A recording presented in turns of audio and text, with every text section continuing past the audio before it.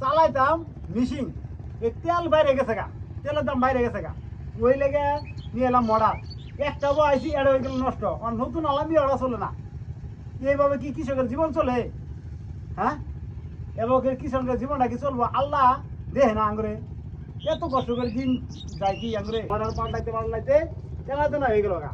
আবার কারেন্ট থাকে না, এটা থাকে না, ওটা থাকে না। কৃষকের জীবনটা যে কত কঠিন বলার মতো না ভাই। মরা ই মিশিং থিয়া মরা নামাইলাম, এই 30 ফিটের ভাই লাগাইছিলাম, এই চুরের জ্বালায় 30 ফিটের থিয়া রাখলো না।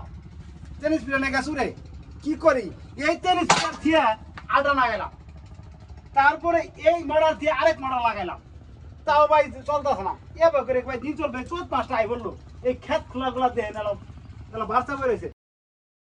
কবে লাগামু, কবে ধান হবো? কষ্ট ভাই শেষ নাই। যারা চাকরি বাকরি করুন এরা মনে করুন কি কৃষি কাজ এর নালা কষ্ট নাই। পৃথিবীতে সবচেয়ে বড় কষ্ট হয়েছে কৃষি কাজ।